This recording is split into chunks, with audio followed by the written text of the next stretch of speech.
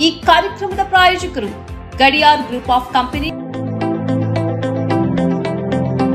Gadiar Group of Companies, synonymous with excellence and innovation, stands as your dynamic partner for progress. Gadiar Group ensures safety as guardians in firefighting and builds vibrant communities in real estate.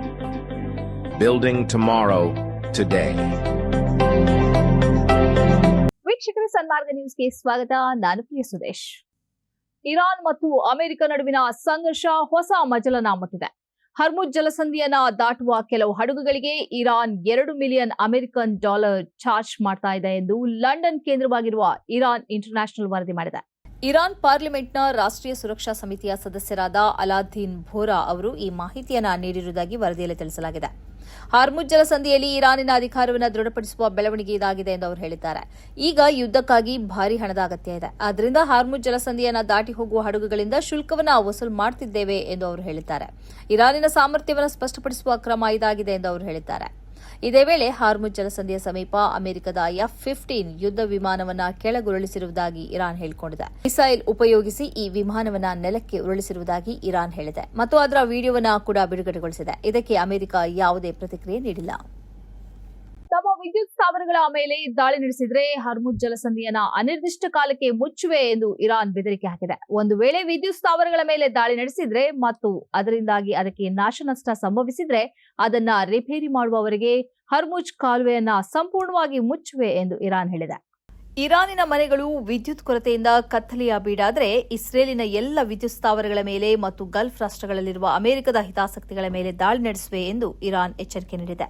March 23ರ ಸಂಜೆಯ ವೇಳೆಗೆ ಹಾರ್ಮುಜ್ ಜಲಸಂಧಿಯನ್ನು ತೆರೆಯದಿದ್ದರೆ ಇರಾನಿನ ಎಲ್ಲ ವಿದ್ಯುತ್ ಸ್ಥಾವರಗಳ ಮೇಲೆ ದಾಳಿ ನಡೆಸುವುದಾಗಿ Trump ಬೆದರಿಕೆ ಹಾಕಿದ್ದರು. 48 ಗಂಟೆಗಳ ಒಳಗೆ ಹಾರ್ಮುಜ್ ಜಲಸಂಧಿಯನ್ನು ತೆರೆಯದಿದ್ದರೆ ಇರಾನಿನ ಇಂಧನ ಮತ್ತು ವಿದ್ಯುತ್ ಸ್ಥಾವರಗಳ ಮೇಲೆ ದಾಳಿ ನಡೆಸುವುದಾಗಿ ಅವರು ಗಡುವನ್ನು ವಿಧಿಸಿದ್ದರು.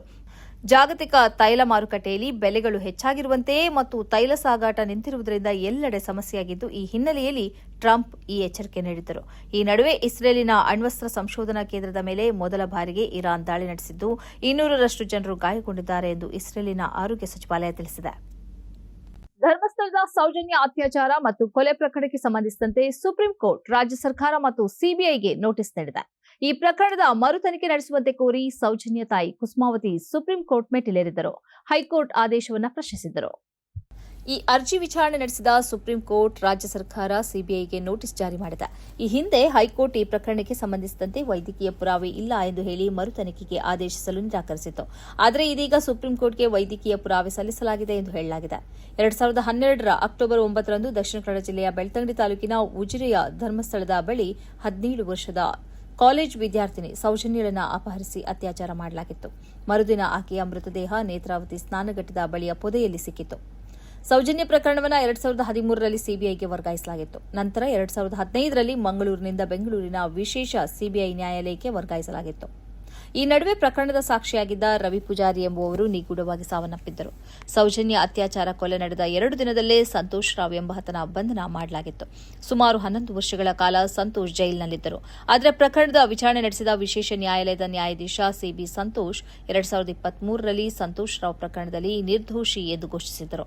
ಈ ನೀಚ ಕೃತ್ಯವನ್ನು ಎಸಗಿದವರು ಯಾರು ಎಂಬ ಪ್ರಶ್ನೆಯಾಗಿಯೇ ಉಳಿದಿದೆ. ಸೌಜನ್ಯ ತಾಯಿ ನ್ಯಾಯಕ್ಕಾಗಿ ಕಾನೂನು ಹೋರಾಟ ಮುಂದುವರೆಸಿದ್ದಾರೆ. ಪಾಕಿಸ್ತಾನದ ಪರ ಬೇಹುಗಾರಿಕೆ ಮತ್ತು ಸೂಕ್ಷ್ಮ ಮಾಹಿತಿ ಹಂಚಿಕೊಂಡ ಆರೋಪದಲ್ಲಿ ಉತ್ತರ ಪ್ರದೇಶದ ನಿವಾಸಿಯಾದ ಸುಮಿತ್ ಕುಮಾರ್ ಎಂಬಾತನನ್ನ ರಾಜಸ್ಥಾನದ ಗುಪ್ತಚರ ಇಲಾಖೆ ಅಧಿಕಾರಿಗಳು ಬಂಧಿಸಿದ್ದಾರೆ. 36 ವರ್ಷದ ಸುಮಿತ್ ಕುಮಾರ್ ಅಸ್ಸಾಂನ ಭಾರತೀಯ ವಾಯುಪಡೆ ಕೇಂದ್ರದ ಸಿಬ್ಬಂದಿಯಾಗಿದ್ದಾನೆ. ರಾಜಸ್ಥಾನ ಗುಪ್ತಚರ ಮತ್ತು ವಾಯುಪಡೆಯ ಗುಪ್ತಚರ ಇಲಾಖೆ ನಡೆಸಿದ ಜಂಟಿ ಕಾರ್ಯಾಚರಣೆಯಲ್ಲಿ ಆರೋಪಿಯನ್ನು ಬಂಧಿಸಲಾಗಿದೆ ಎಂದು ಹೆಚ್ಚುವರಿ ಪೊಲೀಸ್ ಮಹಾನಿರ್ದೇಶಕ ಪ್ರಫುಲ್ ಕುಮಾರ್ ತಿಳಿಸಿದ್ದಾರೆ. ಜನವರಿ 2026ರಲ್ಲಿ ಜೈಸಲ್ಮರ್ನಿಂದ ಶಂಕಿತನೊಬ್ಬನ ಬಂಧನದೊಂದಿಗೆ ಈ ಕುರಿತ ತನಿಖೆ ಪ್ರಾರಂಭವಾಯಿತು. ಸುಮಿತ್ ಕುಮಾರ್ ಬಗ್ಗೆ ಮಾಹಿತಿ ಲಭಿಸಿತ್ತು. ಈತ ಪ್ರಸ್ತುತ ದಿಬ್ರುಗಢದ ಚಾಬುವಾದಲ್ಲಿರುವ ವಾಯುಪಡೆ ಕೇಂದ್ರದಲ್ಲಿ ಮಲ್ಟಿ ಟಾಸ್ಕಿಂಗ್ ಸ್ಟಾಫ್ ಆಗಿ ಕೆಲಸ ಮಾಡುತ್ತಿದ್ದ. ವಿಚಾರಣೆಯ ಸಮಯದಲ್ಲಿ ಆರೋಪಿಯು 2023ರಿಂದ ಪಾಕಿಸ್ತಾನದ ಗುಪ್ತಚರ ಏಜೆಂಟ್ಗಳ ಜೊತೆ ಸಂಪರ್ಕದಲ್ಲಿದ್ದ ಮತ್ತು ಹಣಕ್ಕಾಗಿ ಗೌಪ್ಯ ಮಾಹಿತಿ ಹಂಚಿಕೊಳ್ಳುತ್ತಿದ್ದ. ಆರೋಪಿ ಸುಮಿತ್ ಕುಮಾರ್ ವಾಯುಪಡೆಗೆ ಸಂಬಂಧಿಸಿದ ಸೂಕ್ಷ್ಮ ಮಾಹಿತಿಗಳು, ಯುದ್ಧ ವಿಮಾನ ಸ್ಥಳಗಳು, ಕ್ಷಿಪಣಿ ವ್ಯವಸ್ಥೆಗಳು ಹಾಗೂ ಸಿಬ್ಬಂದಿ ಸಂಬಂಧಿತ ವಿವರಗಳನ್ನು ಪಾಕಿಸ್ತಾನದ ಏಜೆಂಟ್ಗಳ ಜೊತೆ ಹಂಚಿಕೊಂಡಿರುವ ಶಂಕೆ ವ್ಯಕ್ತವಾಗಿದೆ.